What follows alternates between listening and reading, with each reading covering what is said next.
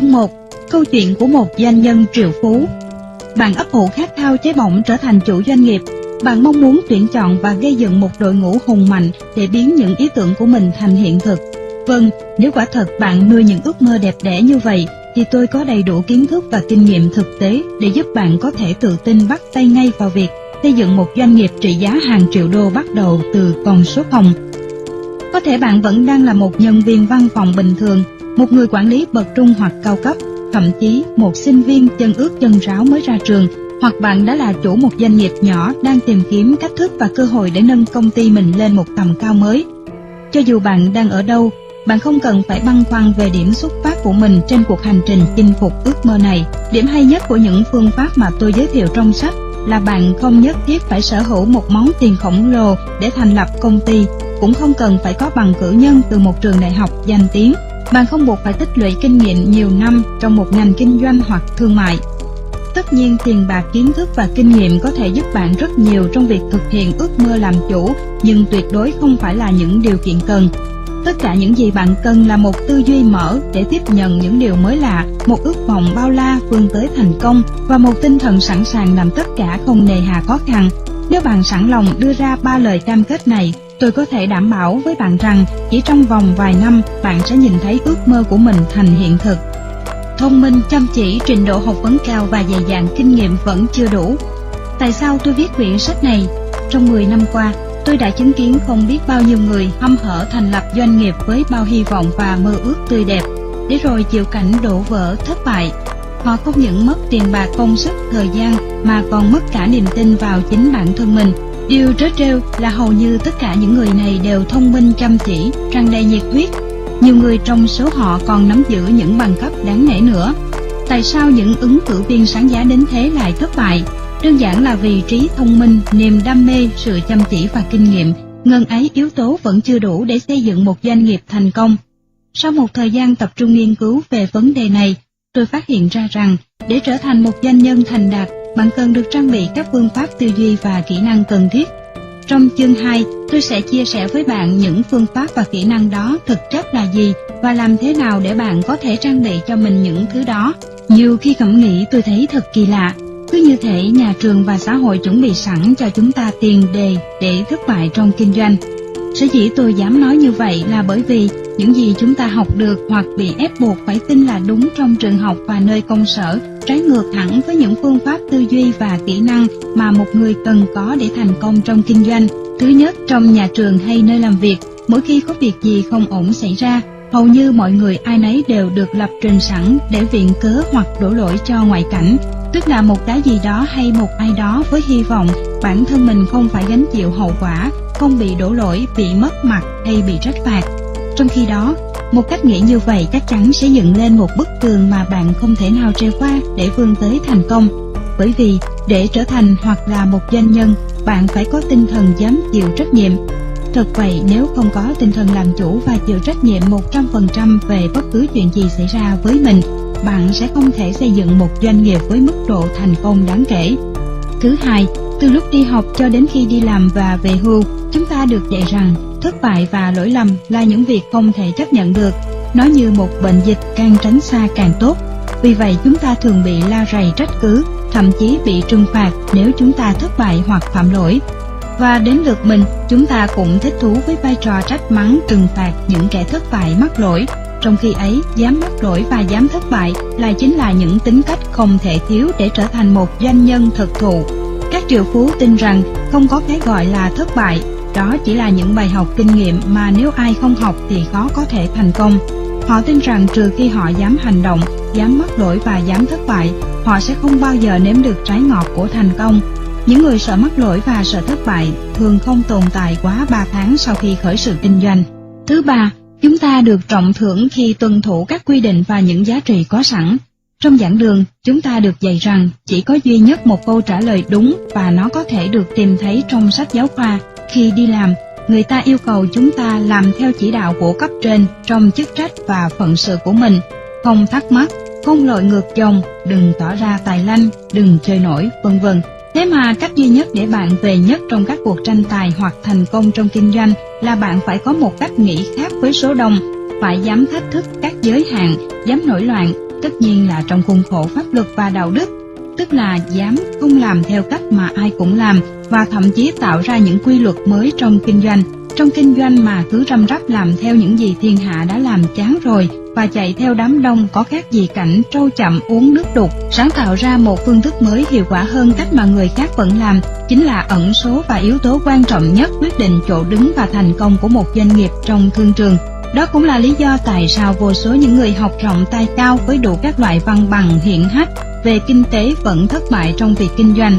Trong khi ấy, những người bỏ học giữa chừng như Bill Gates, sáng lập ra tập đoàn Microsoft, Larry Ellison, tổng giám đốc của Oracle, Steve Jobs, tổng giám đốc của Apple, Richard Branson, tổng giám đốc của Virgin, Anthony Robbins, nhà đào tạo số một thế giới, và Michael Dell, tổng giám đốc của Dell Computer, lại là những doanh nhân thực sự đã tạo dựng lên những đế chế trị giá hàng tỷ đô la Mỹ. Tôi không có ý phản đối chuyện học hành, cũng không cho rằng bằng cấp là vô bổ hoặc bắt đầu vào đời bằng việc đi làm thuê là hạ sách. Tôi thật sự tin rằng môi trường đại học trang bị cho chúng ta những kiến thức nền tảng cần thiết, giúp chúng ta sống và tư duy tốt hơn. Tôi cũng cho rằng khoảng thời gian đi làm thuê cho người khác cho phép chúng ta học hỏi được rất nhiều từ kinh nghiệm của người khác và đẩy nhanh mức độ tiếp thu kiến thức của chúng ta. Đây cũng là lý do vì sao tôi quyết định hoàn thành chương trình cử nhân kinh doanh của mình tại Trường Đại học Quốc gia Singapore NUS và luôn cố gắng nằm trong nhóm sinh viên dẫn đầu. Tuy nhiên, điều mà tôi muốn nói là bạn không nên để cho trí tuệ của mình bị giới hạn và nằm trong vòng kiểm soát của những cách nghĩ cũ mòn mà một nền giáo dục chính thống có thể mang lại cho bạn. Khi làm việc cho ai đó với tư cách là một người làm công, bạn hãy tránh cách nghĩ, cách phản ứng cũng như cách hành xử của một người đi làm thuê. Thay vì thế, hãy học cách tư duy và hành động như một doanh nhân, như thể bạn là ông chủ thật sự. Suy cho cùng, đó chẳng phải là khoảng thời gian tập sự quý báu để chuẩn bị cho việc làm chủ nếu mơ ước của bạn là mở doanh nghiệp riêng hay sao? Trong bảng dưới đây, tôi liệt kê ra sự khác biệt rõ rệt giữa lối suy nghĩ và hành động của người làm thuê với tư duy và hành động của một doanh nhân thực sự. Tư duy của người làm thuê là tìm lý do hoặc viện cớ để rũ bỏ trách nhiệm hoặc đổ lỗi cho người khác khi gặp vấn đề. Tư duy của người làm thuê là chỉ hoàn thành đúng bổn phận của mình. Tôi không được trả lương để làm những việc khác. Tư duy của người làm thuê là sợ mắc sai lầm và thất bại. Tư duy của người làm thuê là chạy theo đám đông, cứ làm theo những gì người khác làm, đảm bảo tôi sẽ không mắc sai lầm và không phải trả giá đắt. Tư duy của người làm thuê là chờ cho mọi thứ xảy ra và chỉ phản ứng lại một cách thụ động. Tôi đâu dám cầm đèn chạy trước ô tô. Tư duy của người làm thuê là tìm kiếm sự thoải mái, vì thế luôn làm theo lề thói cũ, ghét sự thay đổi.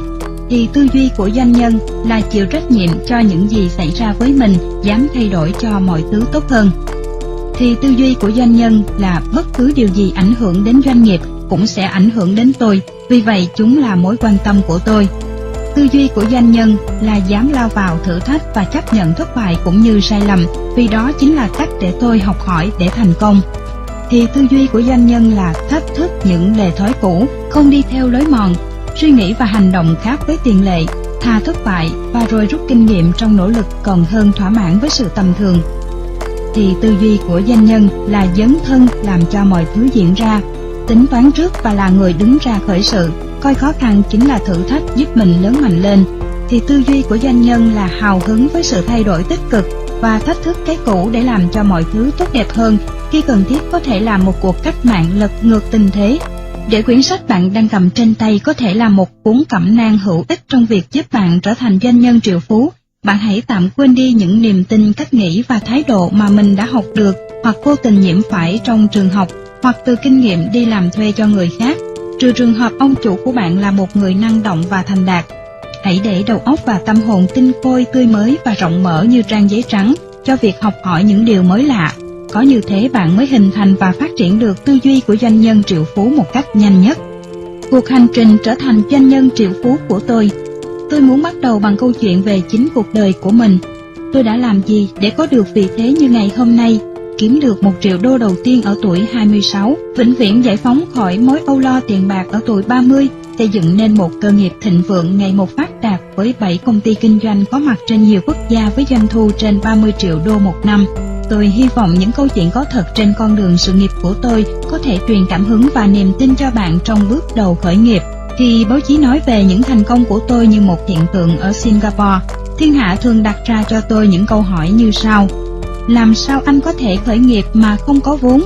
Làm thế nào anh có thể phát triển tư duy và kỹ năng làm giàu? Nhờ đâu mà anh có được động lực và những ý tưởng hái ra tiền như vậy? Và anh bắt đầu như thế nào? Tôi chắc bạn cũng có những thắc mắc kiểu như vậy trong đầu.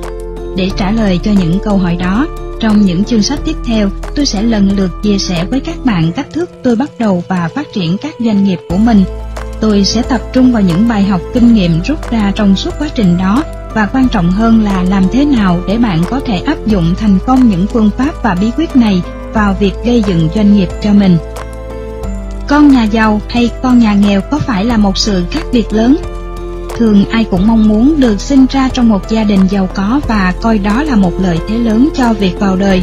Nếu bạn cũng nghĩ như thế thì bạn cần biết rằng hoàn cảnh kinh tế gia đình không có ảnh hưởng đáng kể đến thành công của chúng ta.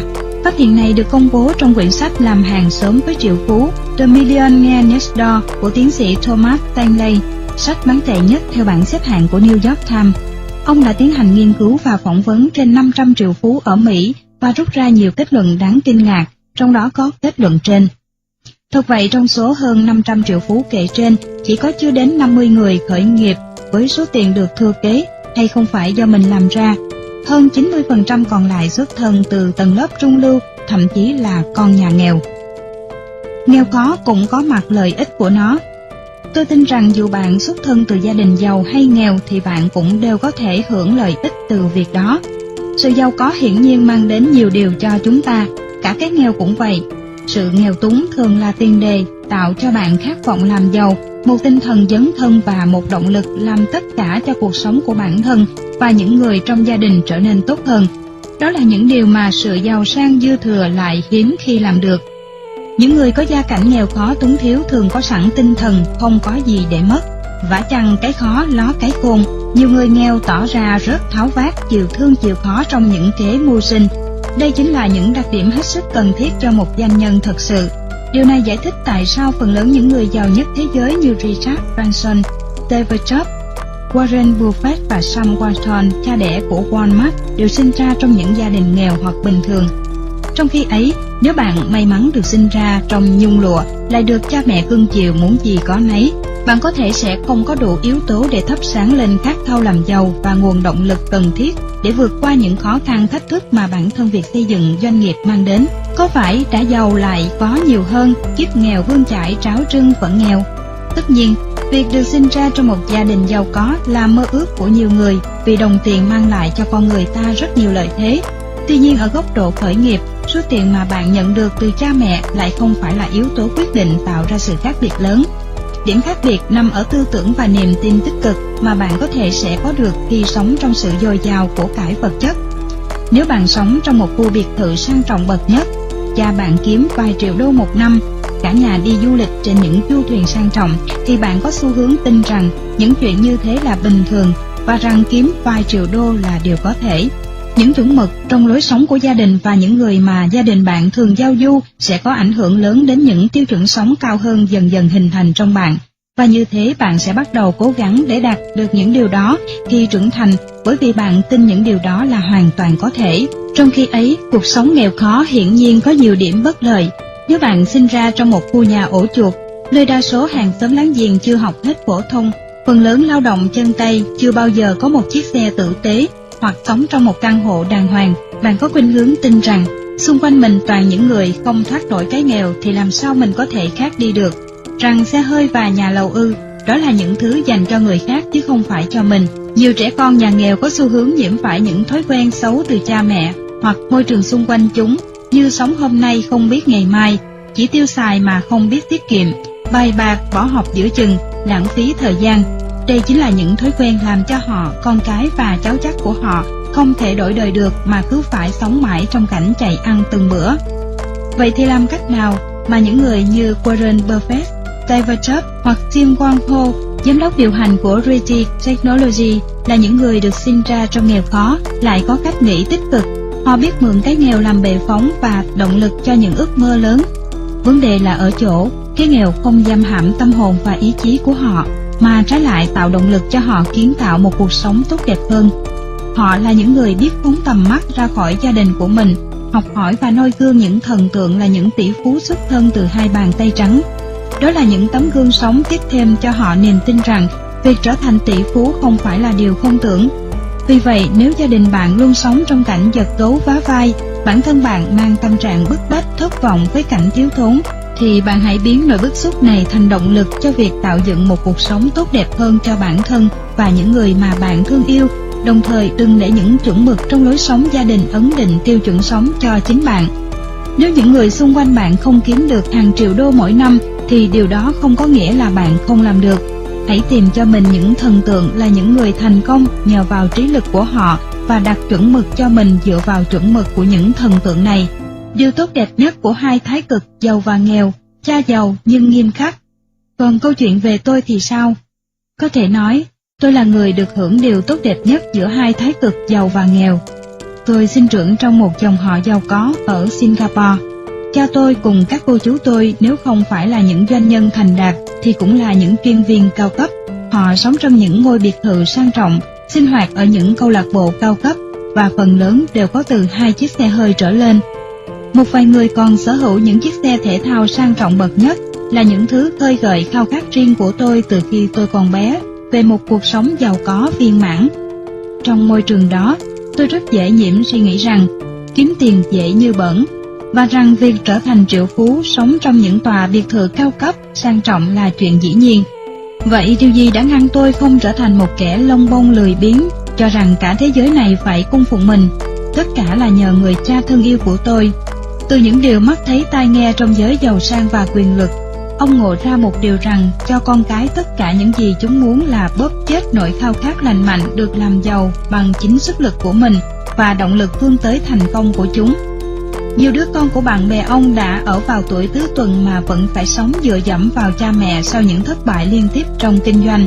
Từ những gì chiêm nghiệm được, cha tôi đi đến quyết định không thể để một kết cục như vậy xảy ra với tôi. Từ khi tôi biết tiêu tiền, ông chỉ cho tôi tiền tiêu vặt đủ để ăn sáng và uống nước, ít hơn nhiều so với số tiền mà anh chị em họ hay bạn bè của tôi được cha mẹ họ cho. Ông chủ trương ngay từ đầu rằng nếu tôi muốn mua thêm bất cứ thứ gì khác thì tôi phải tự kiếm tiền mà mua. Thật lòng mà nói, lúc đầu tôi rất bất mãn và thầm oán cha mình keo kiệt với tôi, đứa con trai duy nhất của ông. Nhìn quanh thấy mấy anh chị em họ và bạn bè tôi được cha mẹ mua cho không thiếu thứ gì, từ quần áo hàng hiệu đến đủ món đồ chơi xịn, trong khi tôi chẳng được cha mua cho bất cứ thứ gì mà trẻ con vẫn thích. Tệ hơn, tôi biết rằng cha tôi rất giàu và tôi đã không hiểu tại sao ông lại keo kiệt và cay nghiệt với tôi như vậy. Cha thường xuyên nói với tôi, nếu con muốn món đó thì tự kiếm tiền mà mua lấy. Con nghĩ bố là cái máy in tiền chắc. Ông còn làm mọi cách để tôi hiểu rằng tôi không nên trông mong ông sẽ cho tôi một đồng nào trong tương lai, rằng nếu tôi muốn tiếp tục cuộc sống sung túc từ bé, thì tôi buộc phải làm việc cật lực như ông vậy. Nếu con làm hỏng đời mình, thì đừng mong cha sẽ nhảy vào cứu. Không ai nợ con cuộc sống của chính con. Với cha tôi, bao giờ ông cũng tuân thủ nguyên tắc lời nói đi đôi với việc làm, học kỹ năng quan trọng nhất đối với một doanh nhân. Tất nhiên lúc trẻ người non dạ tôi không hiểu được và mang lòng oán ghét cách cha tôi răn dạy và đối xử với con cái. Nhưng bây giờ nhìn lại, tôi biết chính cha tôi đã gieo những hạt giống tốt đẹp, giúp tôi trở thành một trong những triệu phú tự lập trẻ nhất ở Singapore. Quả thật, dù sinh trưởng trong một môi trường giàu sang, nhưng cha tôi đã không nuông chiều tôi theo kiểu các cậu ấm cô chiêu. Ông tạo cho tôi tâm lý bức bách không thỏa mãn. Tôi không bao giờ có được cái tôi muốn mà không phải bằng sức của mình. Ông bắt tôi phải đi xe buýt đến trường, trong khi chiếc xe Mercedes-Benz SLK của ông thì bỏ nằm không trong gara, và truyền cho tôi nỗi khát khao. Một ngày nào đó, tôi có thể giàu có như ông bằng chính khối óc và đôi tay của mình. Ở tuổi học trò, tôi mê nhất là bộ phim Chiến tranh giữa các vì sao, và ao ước đến phát điên có được tất cả những mô hình tàu vũ trụ và các nhân vật trong bộ phim này. Nhưng dù vòi vĩnh thế nào, cha tôi cũng nhất quyết không cho. Thế là tôi đi đến quyết định tự kiếm tiền để mua những món đồ chơi đó. Chính vì không đủ tiền để có được những gì mình mong muốn nhất mà tôi có động cơ đi tìm việc làm thêm vào những kỳ nghỉ. Năm 14 tuổi, tôi kiếm được việc làm thêm đầu tiên. Cha của một cậu bạn tôi làm chủ một cửa hàng văn phòng phẩm lớn ở khu trung tâm. Thế là vào những ngày nghỉ cuối tuần hay nghỉ lễ, tôi tìm đến từng công sở để chào bán dụng cụ văn phòng và gọi điện thoại chào hàng đi khắp nơi. Một ngày mới thật là dài khi tôi phải khổ công đi hết nơi này đến nơi khác để chào hàng. Tôi không ăn lương cố định mà hưởng hoa hồng dựa trên doanh số mà tôi bán được. Thật là một công việc nhọc nhằn và ngán ngẩm cho một sự khởi đầu. Cứ 10 nhân viên tiếp tân thì có đến 8 người tìm cách đuổi tôi đi. Nhiều người trong số đó còn thể hiện thái độ cáu kỉnh rất khó chịu. Họ thậm chí không cho tôi tiếp xúc với người phụ trách mua văn phòng phẩm. Kể cả khi có cơ hội nói chuyện với người quản lý, tôi cũng chỉ có thể bán hàng cho một trong số 5 người mà tôi chào bán. Thỉnh thoảng, tôi chỉ bán được vài món sau 2 ngày dằn vặt đi rã cả chân. Nói ngắn gọn, tôi là một người bán hàng không lấy gì làm tự tin và có sức thuyết phục. Vấn đề là ở chỗ tôi không thực sự thoải mái với việc bán hàng. Tôi cảm thấy gượng gạo ngượng ngùng khi phải hỏi tiền người khác, nhất là với những người đáng tuổi cha tôi. Quyết tâm đạt được mục tiêu kiếm 1.000 đô vào cuối kỳ nghỉ, tôi buộc mình phải làm chủ nghệ thuật bán hàng. Thế là tôi bắt đầu đọc các loại sách về bán hàng của các tác giả nổi tiếng như Zig Ziglar và Brian Tracy. Tôi đã học được những kỹ năng như tìm kiếm khách hàng tiềm năng, tạo ấn tượng tốt ngay từ đầu, kỹ năng thuyết phục dựa vào lập trình ngôn ngữ tư duy, kết thúc một thương vụ và đối phó với sự từ chối. Tuy vậy, khoảng thời gian đi gõ cửa chào hàng không phải là vô dụng. Tôi học được 2 bài học vô giá đã góp phần thay đổi số phận của tôi và những gì tôi nhận được trong đời. Bài học đầu tiên mà tôi học được đó là nhận ra rằng sự từ chối là một phần của cuộc chơi. Để bán được hàng, bạn sẽ gặp phải một số lần bị từ chối. Ví dụ, nếu sau 10 cái lắc đầu tôi mới bán được cho một người và kiếm được 100 đô tiền hoa hồng, thì điều đó có nghĩa là mỗi cái lắc đầu đáng giá 10 đô. Một khi tôi đã vượt qua được nỗi sợ bị từ chối, tôi bắt đầu một chiến dịch lớn mạnh dạn gõ cửa bất cứ văn phòng nào mà tôi tìm được. Bài học thứ hai tôi học được từ những quyển sách, đó là nếu bạn không thích công việc bán hàng, bạn sẽ không thể làm giàu được. Để đạt được bất cứ thứ gì trong cuộc sống, bạn đều phải bán một cái gì đó. Bạn muốn có một công việc lý tưởng với thu nhập cao ư? Bạn phải có khả năng bán bản thân mình trong các cuộc phỏng vấn. Nếu muốn được thăng tiến, bạn phải biết cách bán ý tưởng và kỹ năng của mình cho sếp. Đâu phải lúc nào những người thông minh nhất và chăm chỉ nhất cũng được ngồi vào đúng vị trí. Chỉ có những người có khả năng thể hiện mình trước ông chủ của anh ta mới làm được điều đó. Lý do cản trở nhiều người, dù có bằng thạc sĩ hay tiến sĩ, không trở nên giàu có và thành đạt là bởi vì họ không biết cách bán. Một sự thật bừng sáng trước mắt tôi, đó là các chính trị gia và các giám đốc điều hành lỗi lạc nhất chính là những người bán hàng vĩ đại nhất. Những người trở thành tổng thống Mỹ hay bất kỳ nước nào khác không phải là những con người tài giỏi nhất. Cứ nhìn Bush mà xem, là những người giỏi giang nhất trong việc bán chính họ và ý tưởng của họ cho những người xung quanh.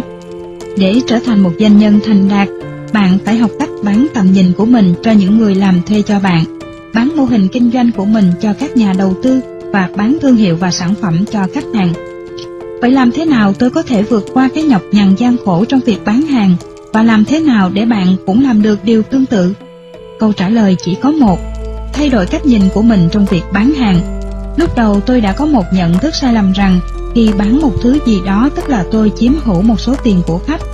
Sau đó tôi đã điều chỉnh nhận thức của mình rằng khi bạn bán một sản phẩm hay một dịch vụ nào đó có tác dụng gia tăng giá trị trong cuộc sống con người, thì đó là một cuộc trao đổi đôi bên cùng có lợi. Bạn đang giúp người mua giải quyết một vấn đề, đáp ứng một nhu cầu hoặc giúp họ đạt được một mục tiêu nào đó. Đồng thời bạn cũng xứng đáng được hưởng tương xứng với những gì bạn mang đến cho người mua. Tôi biết nhiều nhân viên bảo hiểm trở thành những người bạn lâu năm với khách hàng bởi vì họ nhận được sự tin tưởng từ phía khách hàng thông qua việc bán những sản phẩm có giá trị thật sự và cung cấp những dịch vụ tốt lâu dài. Khi tôi thay đổi cách nhìn nhận của mình về việc bán hàng và áp dụng tất cả những chiến thuật bán hàng mà tôi học được, tôi đã gia tăng tỷ lệ bán hàng thành công của mình lên 25% và kiếm được 2.500 đô tiền hoa hồng. Không tệ chút nào đối với một đứa bé 14 tuổi. Với số tiền này, tôi đã mua rất nhiều trò chơi trong bộ phim Chiến tranh giữa các vì sao trong tháng đó, bao gồm cả Millennium Falcon và Ark. Đó là toàn bộ kinh nghiệm đã khiến tôi trở thành một người bán hàng tài giỏi, yếu tố cốt lõi để trở thành một doanh nhân triệu phú. Bài học làm giàu thứ nhất: học cách bán hàng và vượt qua nỗi sợ bị từ chối. kiếm tiền bằng cách biến khó khăn thành cơ hội. Kinh nghiệm và bài học thứ hai trong kinh doanh đến với tôi vào năm tiếp theo khi tôi 15 tuổi. Vào thời điểm đó, những đứa trẻ tuổi teen rất khoái đi nhảy trong các vũ trường sôi động vào ban ngày, tea dance. Sở dĩ có chuyện này là vì trẻ em dưới 21 tuổi bị cấm không được lai vãng đến những vũ trường vào ban đêm, nơi có bán thức uống có cồn. Thế là để phục vụ thượng đế nhỏ tuổi, những nơi này bèn tổ chức những buổi tea dance vào buổi chiều và không phục vụ nước uống có cồn. Nhưng vấn đề ở chỗ là để thỏa mãn nhu cầu nhảy nhót, nhiều đứa trẻ chúng tôi phải trốn học, đó là chưa kể giá vé vào cửa cao tới 12 đô. Khi phát hiện ra vấn đề này, tôi liền bụng bảo dạ, nếu tổ chức sàn nhảy dành cho tuổi choai choai vào buổi tối với giá vé thấp hơn, chắc chắn sẽ không sợ vắng khách. Rồi một ý nghĩ lóe lên trong đầu tôi như tia chớp, tại sao mình không đứng ra mở sàn nhảy nhỉ?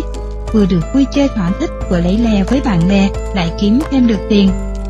Sau khi đi đến quyết định đó, tôi lập tức đi khắp nơi thăm dò về các công ty cho thuê sàn nhảy, hệ thống âm thanh ánh sáng và cung cấp dịch vụ chỉnh nhạc DJ.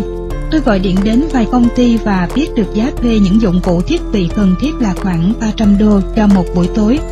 Một trong những đứa bạn đối tác của tôi đặt được một phòng trong một khu căn hộ gần trường để tổ chức sự kiện. Thế là hội đủ những yếu tố cần thiết để chúng tôi cho ra đời sàn nhảy tuổi teen. Sau khi lo xong khâu địa điểm và thuê dụng cụ, tôi dùng máy tính của mình để in tờ rơi và áp phích quảng cáo cho sự kiện này. Sau đó, tôi in vé và tổ chức một đội bán vé đi một vòng qua các trường học trong vùng bán vé cho học sinh. Mỗi nhân viên bán hàng sẽ nhận được 2 đô cho mỗi vé bán được, và tôi đã sử dụng tất cả vốn liếng trong nghệ thuật bán hàng dạy lại cho họ nhằm đạt chỉ tiêu về doanh số.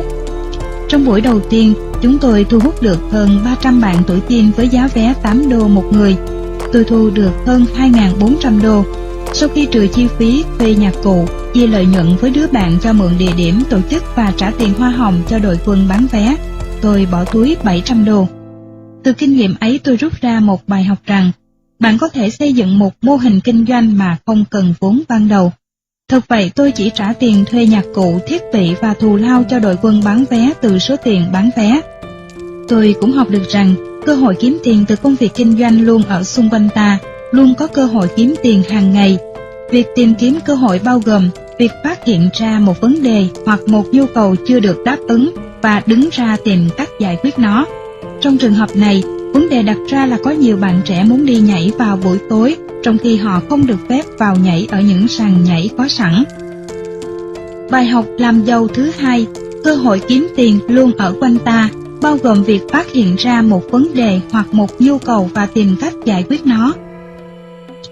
Với thành công ngoài sự mong đợi của buổi đầu tiên, tôi thừa thắng xông lên tổ chức 3 buổi nhảy một tuần trong suốt kỳ nghỉ. Thậm chí tôi còn xoay vòng tổ chức ở nhiều nơi để phục vụ cho những học sinh ở các trường khác nhau. Vai trò chính của tôi là mở rộng mạng lưới và thu thập thông tin liên lạc của học sinh ở các trường khác nhau, những người muốn làm công việc tiếp thị và bán hàng cho tôi, đồng thời tìm người có mặt bằng để hợp tác tổ chức. Chỉ trong một kỳ nghỉ hè kéo dài 5 tuần, tôi kiếm được hơn 9.000 đô. Thành lập dịch vụ sàn nhảy di động. Sau khi tổ chức hơn 18 tiệc nhảy disco, tôi bắt đầu quan sát và học hỏi cách các công ty kinh doanh sàn nhảy di động hoạt động. Việc tôi lân la trò chuyện với nhiều DJ cũng giúp tôi hiểu rõ hơn về công việc này, đồng thời nắm bắt được cách thức họ khởi nghiệp. Ý tưởng thứ hai của tôi nảy sinh, đó là thành lập công ty kinh doanh sàn nhảy di động. Tất cả những gì tôi phải làm là trích ra một phần lợi nhuận để mua lại một dàn âm thanh cũ nhưng hoàn chỉnh, các loại đèn chiếu, máy tạo khói và rất nhiều băng đĩa nhạc. Thế là với 5.000 đô vốn đầu tư cùng với 3 đối tác, tôi đã nhảy vào lĩnh vực kinh doanh giải trí. Và công ty Crystal Entertainment của chúng tôi ra đời vào năm tôi 15 tuổi. Vào những ngày cuối tuần và các kỳ nghỉ, chúng tôi phục vụ âm nhạc cho đủ các sự kiện lớn nhỏ trong các trường đại học, các bữa tiệc sinh nhật, các buổi liên hoan văn nghệ, những bữa tiệc karaoke cá nhân. Mỗi buổi phục vụ như vậy, chúng tôi thu được từ 300 đến 500 đô và hàng tháng tôi kiếm được từ 2.000 đến 3.000 đô lợi nhuận. Khách hàng đến với chúng tôi chủ yếu nhờ vào kênh quảng cáo truyền miệng, tức là từ lời giới thiệu tốt đẹp của những khách hàng hài lòng với dịch vụ của chúng tôi. Khi khách hàng yêu cầu có thêm những thiết bị âm thanh ánh sáng mà tôi không có, tôi sẽ thuê lại từ công ty Raise Entertainment một trong những công ty lớn về tổ chức sự kiện và cho thuê thiết bị âm nhạc vào thời đó. Ít lâu sau, ông chủ công ty này đã trở thành đối tác quen thuộc của tôi. Nhìn lại tôi cho rằng, việc tôi học ở một trường làng, trường Binzi, chứ không phải một trường danh giá, đã giúp tôi ít nhiều, vì tôi có thể nói chuyện với khách hàng bằng ngôn ngữ bình dân rất có sức thuyết phục đối với khách hàng tiềm năng. Cú đột phá 13.000 đô một đêm. Sau khi điều hành sàn nhảy di động được 1 năm, tôi trải qua một bước đột phá, và điều này đã mang lại cho tôi thêm 2 bài học kinh doanh giá trị khác. Tiếng lành đồn xa, ông bác của một trong những bạn học của tôi nghe nói về sàn nhảy di động của tôi đã ngỏ ý muốn tôi đứng ra tổ chức một bữa tiệc hàng năm của công ty ông, có kèm theo sàn nhảy để làm nóng bầu không khí. Thế là tan học, tôi đến công ty ông để gặp những người được giao trách nhiệm tổ chức sự kiện này. Đầu tiên họ tỏ vẻ hơi sốc khi thấy một cậu bé 16 tuổi, trông tôi còn trẻ hơn cả tuổi thật nữa, đến gặp họ đề nghị đứng ra thầu buổi tiệc hàng năm của công ty họ. Thấy thế tôi cố trấn tĩnh, mỉm cười và lấy hết vốn can đảm tự tin để nói: rất vui khi gặp anh chị, tôi là giám đốc công ty Crystal Entertainment. Tôi không thể trách khách hàng khi nhận ra vẻ băn khoăn lo lắng đầy nghi hoặc của họ. Như thường lệ, tôi bắt đầu cuộc trao đổi bằng những câu hỏi chuẩn mực. Anh chị có những yêu cầu cụ thể nào về sự kiện này? Kinh phí dự tính sẽ là bao nhiêu? Người ta trả lời tôi rằng sự kiện này được tổ chức cho khoảng 400 nhân viên, rằng họ muốn có hoạt náo viên và người dẫn chương trình, MC giỏi để dẫn dắt các trò chơi trên sân khấu, cùng một dàn nhạc, đèn sân khấu, dụng cụ bắn bông giấy. Nói tóm lại là đầy đủ lễ bộ cho một bữa tiệc hoành tráng. Họ còn muốn trang trí sân khấu phông màn theo kiểu hoài cổ về những năm 1960. Đến phiên mình, khó khăn lắm tôi mới giấu được cú sốc khi những người lớn kia tuyên bố rằng họ dự tính chi cho bữa tiệc này 9.000 đô. Từ trước đến giờ, sự kiện lớn nhất mà chúng tôi tổ chức cũng chỉ tốn khoảng 500 đô là cùng. Tôi biết xoay sở ra sao với một bữa tiệc hoành tráng đến vậy. Rõ ràng là tôi không có đủ kinh nghiệm cũng như nhân lực để nhận gói thầu này. Thậm chí trong hồ sơ giới thiệu công ty, tôi cũng chẳng có tấm ảnh nào chứng minh rằng chúng tôi từng tổ chức những sự kiện tầm cỡ như thế trong quá khứ. Đó cũng là những điều mà họ yêu cầu. Và lúc ấy dường như tôi chỉ còn cách thú nhận rằng công ty nhỏ bé của tôi không thể kham nổi việc tổ chức sự kiện lớn như vậy và lịch sự xin lỗi họ. Nhưng một ý nghĩ tích cực lóe lên mắt bảo tôi hãy gật đầu trước rồi tìm cách thực hiện sau. Tôi khoác lên một dáng vẻ tự tin và nói giọng quả quyết: vâng, đây là một dự án thú vị, chúng tôi sẽ hoàn thành xuất sắc dự án này. Sau đó tôi ghi lại tất cả những yêu cầu của họ và đề nghị một cuộc gặp khác để tôi trình bày những việc chúng tôi sẽ tiến hành, đồng thời thông báo giá cả. Bài học làm giàu thứ 3: khi bạn đưa ra một lời cam kết và chịu khó xoay sở thì bao giờ cũng có cách thực hiện. Tôi đã làm thế nào để có đủ nhân lực, khả năng chuyên môn, thiết bị, dụng cụ và người quản trò để tổ chức một sự kiện đồ sộ như vậy? Công ty của tôi chỉ có vỏn vẹn 4 người kể cả tôi, và chúng tôi vẫn là học sinh, hàng ngày cấp sách đến trường. Tất nhiên chúng tôi không có đủ tiền để thuê người hoặc đặt cọc thuê tất cả các thiết bị cần thiết. Cái khó ló cái khôn. Tôi quyết định dùng chiêu mượn oai hùm bằng cách dựa vào uy tín và kinh nghiệm của công ty đàn anh là Grace Entertainment trong tổ chức sự kiện. Tôi biết rằng họ có đủ kinh nghiệm chuyên môn, thiết bị và nhân lực để tổ chức một chương trình hoành tráng như vậy. Thế là nhờ vào mối quen biết với giám đốc Jack, tôi đã đạt được thỏa thuận hợp tác trong vụ này. Bài học làm giàu thứ 4: con người là tài sản quý giá nhất. Điều quan trọng không phải việc bạn biết làm cái gì, mà là bạn biết ai có thể làm được việc đó.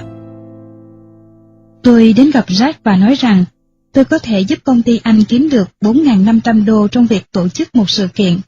Tôi giải thích rõ rằng tôi tìm được một khách hàng sợp muốn công ty tôi tổ chức một bữa tiệc với giá 9.000 đô, nhưng tôi chưa có kinh nghiệm hay thành tích gì đáng kể để một mình đứng ra thực hiện thương vụ này. Tôi thuyết phục Jack cho tôi mượn giám đốc tiếp thị và giám đốc bán hàng của công ty anh. Hai người này sẽ giúp tôi lên kịch bản chương trình và thuyết trình với khách hàng. Tôi còn khiến Jack vui vẻ cho tôi mượn hồ sơ về các sự kiện trong quá khứ mà công ty anh đã tổ chức thành công để gây ấn tượng tốt với khách hàng tiềm năng của chúng tôi. Tất nhiên người tí hon Crystal không thể bỏ qua cơ hội ngàn vàng này để quảng bá tên tuổi của mình. Được sự cho phép của Jack, tôi đã chỉnh sửa lại ít nhiều nội dung trong bản thuyết trình. Người của sách phải có danh thiếp mang tên công ty tôi phải in cho họ. Logo của công ty tôi cũng phải xuất hiện trong bản thuyết trình của họ. Chúng tôi được phép sử dụng tất cả nguồn lực của Race Entertainment vào việc tổ chức sự kiện này, và đổi lại chúng tôi chia doanh thu theo tỷ lệ 50-50. Chúng tôi bắt tay hợp tác và đó là một thương vụ đôi bên cùng thắng. Một tuần sau, tôi đỉnh đạt đến gặp khách hàng của mình với một bộ sầu lý tưởng để thực hiện một buổi thuyết trình ấn tượng. Hãy hình dung một học sinh 16 tuổi dẫn đầu một đội quân chuyên nghiệp đến tận răng, bao gồm giám đốc bán hàng, giám đốc tiếp thị, người dẫn chương trình và cả người thiết kế sân khấu, đều là người của Race Entertainment nhưng mang theo danh thiếp của công ty Crystal Entertainment của tôi. Một lợi thế khác, tất cả những người này đều ở độ tuổi 20-30, giúp công ty chúng tôi có vẻ trưởng thành, chững chạc và đáng tin cậy hơn, một sự bổ sung rất cần thiết đối với công ty non trẻ của tôi. Điều thú vị nhất là vị giám đốc bán hàng đã thực hiện một buổi thuyết trình ngoạn mục đến nỗi không những thuyết phục được khách hàng chấp nhận chương trình của chúng tôi mà còn nâng kinh phí lên đến 13.000 đô. Sau khi sự kiện ấy thành công mỹ mãn, khách hàng chúng tôi rất hài lòng, còn công ty tôi kiếm được 6.500 đô. Nhưng điều tuyệt vời nhất không phải là tiền bạc mà là cách thức quản lý và tổ chức một sự kiện lớn, một kinh nghiệm quý báu mà những doanh nhân học sinh chúng tôi cần nắm được. Đó là chưa kể công ty chúng tôi còn có một thành công tầm cỡ để làm giàu bản thành tích của mình. Những ngày tháng lượm lặt 300-500 đô cho những sự kiện nho nhỏ đã qua. Từ đó trở đi, chúng tôi bắt đầu tìm kiếm những thương vụ lớn từ các công ty lớn, kiếm được không dưới 3.000 đô một đêm và từng bước xây dựng tên tuổi trong ngành công nghiệp giải trí. Bài học quan trọng ở đây mà tôi muốn chia sẻ cùng bạn là bạn có thể đẩy nhanh mức độ thành công của bạn bằng cách hiệp lực và dựa vào sự thành công của người khác hay doanh nghiệp khác trên cơ sở đôi bên cùng có lợi. Bài học làm giàu thứ 5, sức mạnh đòn bẩy, đẩy nhanh mức độ thành công của mình bằng cách hợp tác với những người hoặc tổ chức mạnh hơn. Từ ngu dốt trở thành tài giỏi. Các bạn sẽ thắc mắc làm sao tôi có thể xoay sở để điều hành công ty giải trí của mình trong khi vẫn phải vật lộn với bài vở ở trường. Đây lại là một câu chuyện hoàn toàn khác. Trong đó tôi khởi đầu một cuộc kinh doanh thứ hai mang lại nhiều lợi nhuận mà không cần vốn. Thời gian học tiểu học, tôi nổi tiếng là một học sinh kém toàn diện lại hay quậy phá. Hãy ngồi vào bàn học là y như rằng tôi cảm thấy mệt mỏi ngán ngẩm với cái đầu rỗng tuếch. Tôi ghét học và cho rằng trên đời không có việc gì đáng chán hơn. Bản tính tôi không thể ngồi yên một chỗ quá 5 phút. Tôi chào thua hai môn học quan trọng nhất là toán và tiếng Hoa, và thường phát hiện rằng mình quên sạch những gì vừa học chỉ sau một thời gian ngắn. Dần dần tôi đi đến chỗ yên chí rằng mình không thể nào dốt hơn được nữa. Ở trường tôi dành toàn bộ thời gian kiếm chuyện hoặc đánh nhau với bạn bè. Ở nhà tôi chúi mũi vào trò chơi điện tử hay tivi, còn bài vở thì không thèm ngó ngàng tới. Dễ hiểu trong lớp có bao nhiêu điểm kém đều rơi vào tôi. Mọi chuyện trở nên thật sự tồi tệ khi tôi bị đuổi khỏi trường Stephen vào năm lớp 3. Mặc dù mẹ tôi đã xoay mọi cách để xin cho tôi vào trường khác, tôi vẫn chứng nào tật nấy, chữ thầy trả thầy, tiếp tục miệt mài chơi game hoặc xem tivi, bài vở thì mặc kệ. Kết quả kỳ thi tốt nghiệp cấp 1 của tôi tệ đến nỗi tôi bị cả 6 trường cấp 2 mà cha mẹ tôi nộp đơn xin học từ chối. Cuối cùng tôi bị dạt vào một trường nhỏ mới mở gần nhà gọi là Binzi, chưa được ai biết đến. Mọi chuyện chỉ tệ hơn mà thôi. Ngưu tầm ngưu, mã tầm mã. Ở ngôi trường mới tôi lại đàn đúm với những đứa trẻ ham chơi biếng học, thiếu động lực vươn lên và tệ hại như mình. Tôi còn tập tành hút thuốc lá và thi rớt 4 môn trong tổng số 8 môn học. Cuối năm học thứ nhất tôi xếp hạng thứ 156 trong toàn thể 160 học sinh của khối. Rồi đời tôi đi đến một bước ngoặt mới. Năm 1987, cha mẹ tôi cảm thấy hết cách đành đăng ký cho tôi tham gia một khóa học với mục đích nạp động lực học tập cho học sinh. Ở đây lần đầu tiên tôi được tiếp xúc với những khái niệm và phương pháp nhằm làm thay đổi cuộc sống như tâm lý của thành công, Psychology of Success, lập trình ngôn ngữ tư duy Neuro-linguistic Programming và phương pháp học tăng tốc bằng cả não bộ Accelerate Whole Brain Learning. Một khi những phương pháp siêu đẳng này đánh thức được tâm hồn một đứa trẻ 13 tuổi như tôi, thì việc gì cũng có thể xảy ra được. tôi đọc sách như điên và bị ám ảnh bởi những phương pháp tự rèn luyện hiệu nghiệm của Anthony Robbins, nhà huấn luyện số 1 thế giới, Stephen Covey, tác giả của quyển sách 7 thói quen của người thành đạt, và Tony Buzan, cha đẻ của sơ đồ tư duy Min-Marx. Tôi ngộ rằng để thành công, tất cả những gì bạn cần có là tư tưởng, thái độ đúng đắn và biết cách mô phỏng theo những phương pháp hiệu quả của những người thành công nhất trong lĩnh vực đó. Thế là từ một đứa trẻ từ hồi nào đến giờ một mực đinh ninh rằng mình thật sự dốt nát, ngu lâu khó đào tạo, chậm hiểu, cũng là những lời đánh giá chắc nịch của thầy cô giáo và người lớn dành cho tôi. Trong tôi bắt đầu hình thành một niềm tin mới mẻ và mãnh liệt rằng tôi hoàn toàn có khả năng trở thành một học sinh giỏi nhất và có thể đạt được bất cứ điều gì mà tôi mơ ước. Tôi bắt đầu áp dụng những kỹ năng tuyệt vời cho việc học, chẳng hạn như ghi chú bằng cả não bộ, whole brain note taking, trí nhớ siêu đẳng, super memory, kỹ năng đọc nhanh, speed reading, và tư duy sáng tạo, creative thinking, và kết quả đạt được thật ngoạn mục. Từ một học sinh đội sổ trong toàn trường, tôi thực hiện một bước đại nhảy vọt trở thành một trong 20 học sinh dẫn đầu trường trong vòng 1 năm và lọt vào top 10 học sinh xuất sắc nhất trường 1 năm sau đó. Năm cuối cấp 2, tôi tốt nghiệp với cả 7 điểm 10 nên được tuyển vào trường trung học Victoria Junior College, một trong những trường hàng đầu ở Singapore. Vài năm sau, với thành tích đạt toàn điểm 10 trong kỳ thi tốt nghiệp phổ thông, tôi được tuyển thẳng vào khoa quản trị kinh doanh của trường Đại học Quốc gia Singapore, NUS.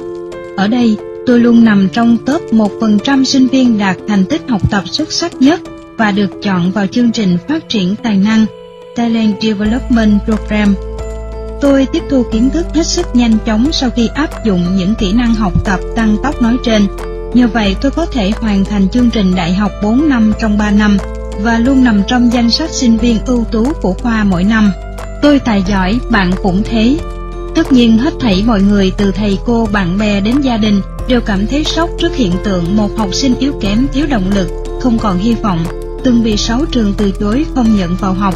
Như Adam Cole, tôi lại vụt lên tỏa sáng như một trong những sinh viên hàng đầu ở Singapore. Nhiều bậc phụ huynh quan tâm đến việc học của con em mình, có lời đề nghị tôi kèm cặp con em họ để chúng cũng có bước chuyển biến đáng kinh ngạc như tôi. Việc này mở ra cho tôi một cơ hội kiếm tiền. Thế là tôi bắt đầu đi dạy thêm trong thời gian học đại học, đồng thời sắp xếp thời gian giữa chuyện học hành và kinh doanh sàn nhảy di động. Đó là lúc tôi phát hiện ra niềm đam mê đích thực trong tôi, niềm khát khao chia sẻ ý tưởng, truyền cảm hứng cho một sự thay đổi ở người khác. Thật chẳng có niềm vui nào sánh bằng cảm giác phơi phới hạnh phúc khi thấy học trò của mình bắt đầu thay đổi thái độ học tập, và nhờ đó kết quả học tập có tiến bộ rõ rệt. Cũng từ đó tôi tự xác định cho mình một sứ mệnh mới mẻ trong đời, chia sẻ những bí quyết dẫn đến thành công cho càng nhiều người càng tốt. Bạn cũng biết chẳng có cách chia sẻ nào nhanh hơn và rộng hơn sách vở. Thế là tôi bỏ ra 3 tháng miệt mài và say mê viết một quyển sách, gửi gắm vào đó tất cả những cách thức, bí mật và kinh nghiệm nhằm giúp người đọc thành công trong học tập và cuộc sống. Chỉ trong vòng 6 tháng, quyển sách Tôi tài giỏi, bạn cũng thế đã trở thành một quyển sách bán chạy nhất toàn quốc và đưa tôi lên tầm một chuyên gia đào tạo thực thụ ở Singapore. Ý tưởng kinh doanh đáng giá triệu đô, không đồng vốn, chỉ có tài sản trí tuệ. Từ đó một ý tưởng kinh doanh khác ra đời.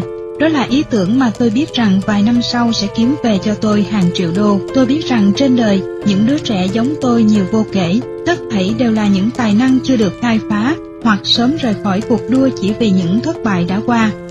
Tôi biết nếu mình có thể dạy họ cách nghĩ đúng đắn và những phương pháp học tập hiệu quả, họ cũng có thể giải phóng tiềm năng của mình mà đạt được những kết quả phi thường. Tôi cũng biết rằng cha mẹ và thậm chí các vị hiệu trưởng sẽ không tiếc tiền đầu tư nếu có thể khiến con em họ có những tiến bộ như vậy. Trong chương 3, tôi sẽ hướng dẫn bạn cách phát hiện những cơ hội trên thị trường và làm thế nào để bạn có thể dựa vào lòng đam mê và tài năng của mình để phát triển những ý tưởng kinh doanh đáng giá hàng triệu đô. Quay lại câu chuyện của tôi, năm 22 tuổi, tôi thành lập công ty thứ hai có tên Adam Cole & Associates. Đó là một mô hình kinh doanh cung cấp những khóa đào tạo về động lực cuộc sống và phương pháp học tập hiệu quả. Tôi áp dụng những kiến thức tiếp thị học được ở trường đại học vào việc thiết kế các tờ giới thiệu sản phẩm và danh thiếp. Sau đó tôi tập trung vào nhóm khách hàng tiềm năng đầu tiên, đó là các trường ở Singapore. Những kinh nghiệm và kỹ năng bán hàng tôi học được từ thuở hàng phi lúc đi gõ cửa từng công ty để bán văn phòng phẩm đã đến lúc phát huy tác dụng. Là một người bán hàng siêu hạng, tôi trực tiếp đến gặp các trưởng khối và hiệu trưởng ở các trường, thuyết phục họ cho học sinh của họ học chương trình của tôi.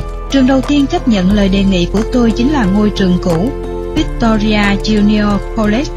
Vị trưởng khối cho phép tôi bán chương trình huấn luyện 2 ngày của mình cho học sinh trong trường thông qua một buổi giới thiệu 2 tiếng đồng hồ ở trường. Tôi thuyết phục học sinh rằng tôi có khả năng dẫn dắt họ qua từng bước cụ thể để phát triển khả năng ghi nhớ siêu việt và những phương pháp học tập đúng đắn giúp họ đạt điểm tối đa trong các kỳ thi quan trọng.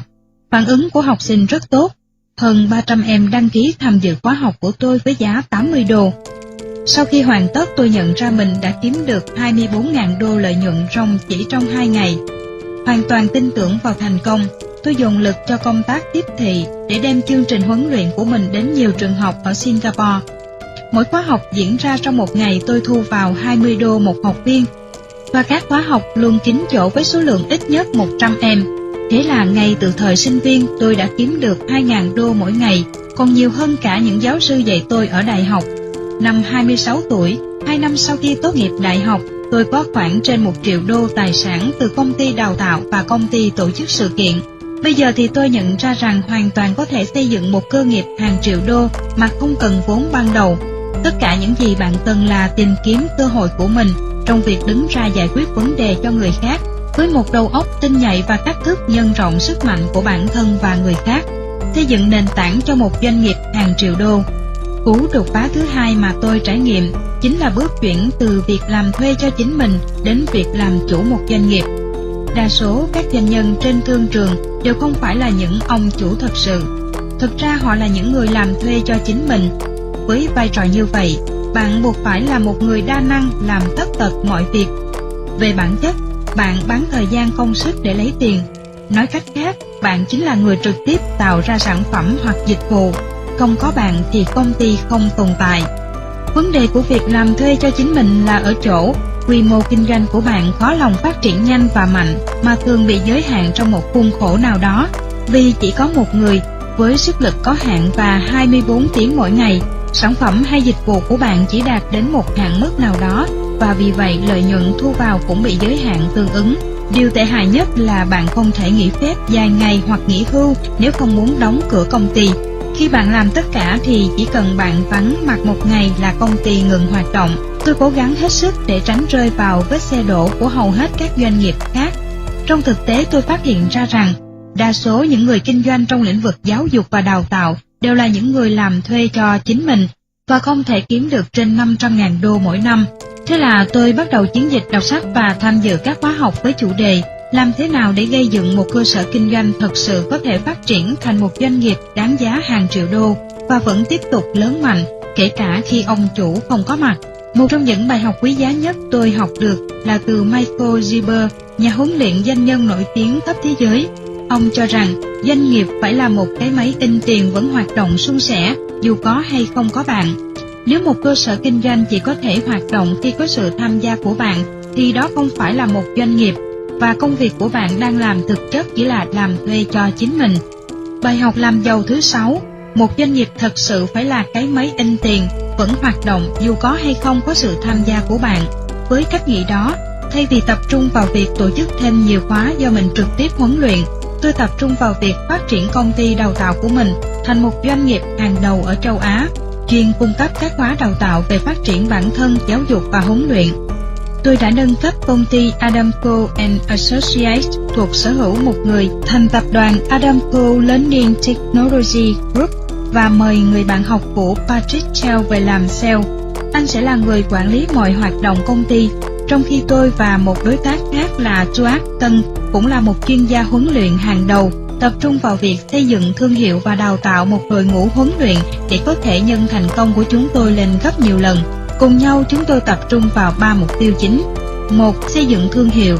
2. Xây dựng mô hình và hệ thống đào tạo có thể nhân rộng ra các thị trường khác. Và 3. Xây dựng một đội ngũ lý tưởng vận hành doanh nghiệp. Trong chương 4 đến chương 6, tôi sẽ hướng dẫn bạn một cách chi tiết cách làm những việc tương tự với công ty của mình. Bài học làm giàu thứ 7, xây dựng một cơ sở kinh doanh thành công bao gồm: 1. xây dựng thương hiệu mạnh. 2.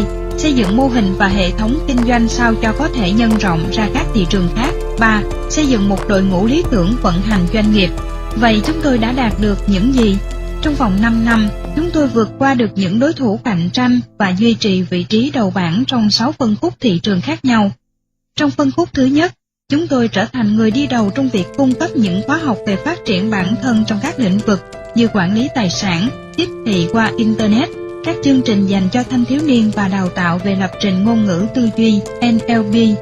Những phân khúc thị trường khác bao gồm đào tạo doanh nghiệp, đào tạo cho các trường và học viện, cho học sinh và giáo viên, xuất bản, học qua mạng, e-learning và các trung tâm bồi dưỡng.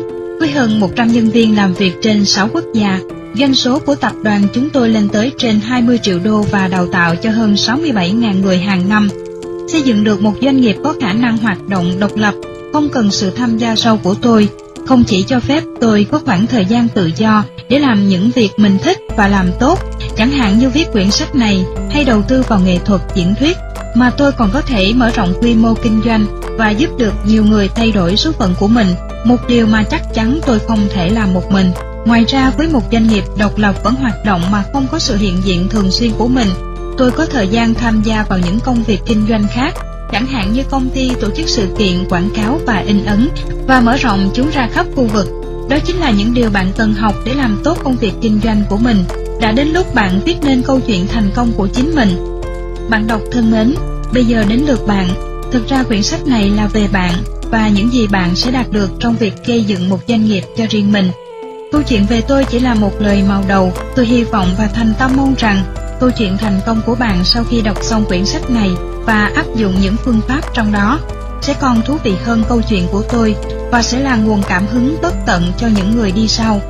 Phải, câu chuyện thành công của bạn sẽ được viết nên và cuộc hành trình chinh phục ước mơ làm giàu của bạn cũng bắt đầu từ đây. Bạn mong muốn doanh nghiệp của bạn mang lại điều gì cho bạn? Trước khi tìm hiểu cụ thể vấn đề làm thế nào để xây dựng một doanh nghiệp, bạn cần xác định rõ bạn mong muốn điều gì từ việc đứng ra kinh doanh. Vì sao bạn muốn thành lập công ty? Động lực chính của bạn là gì? Chỉ khi nào biết rõ mục đích của mình, bạn mới có thể thiết kế và xây dựng nên một công ty phù hợp với mục đích đề ra. Xây dựng một doanh nghiệp thành công là cả một quá trình khó khăn, lâu dài và phức tạp. Điều đó giải thích tại sao cứ 10 người đứng ra lập công ty thì có đến 8 người bỏ cuộc giữa chừng. Để làm một trong số 2 người kia, bạn phải có động lực mạnh mẽ, có niềm đam mê thực sự trong lĩnh vực kinh doanh và có quyết tâm theo đuổi đến cùng, bất chấp chuyện gì xảy ra. Vậy yếu tố nào sẽ mang lại cho bạn nguồn động lực và quyết tâm to lớn này? Đó chính là lý do tại sao bạn phải nhất thiết làm việc này. Sau một thời gian tìm hiểu, tôi phát hiện ra rằng hầu hết các doanh nhân thành đạt là những người có câu trả lời xác đáng và thuyết phục nhất cho câu hỏi tại sao. Trong đó có câu trả lời vì tiền chưa bao giờ là lý do đủ mạnh để thành công. Bạn cần có một lý do mạnh mẽ và thích đáng hơn nhiều, và nó phải xuất phát từ trái tim của bạn.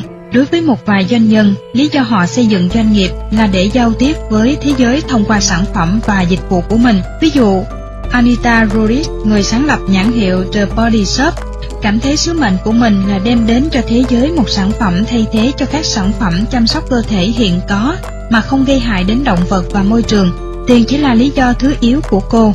Động lực lớn thúc đẩy tôi thành lập Adamco Learning Technology Group là muốn làm giàu cho con người qua những kinh nghiệm thay đổi cuộc đời và tạo cho họ cơ hội khám phá tiềm năng to lớn của mình, qua đó hiện thực hóa những ước mơ của họ.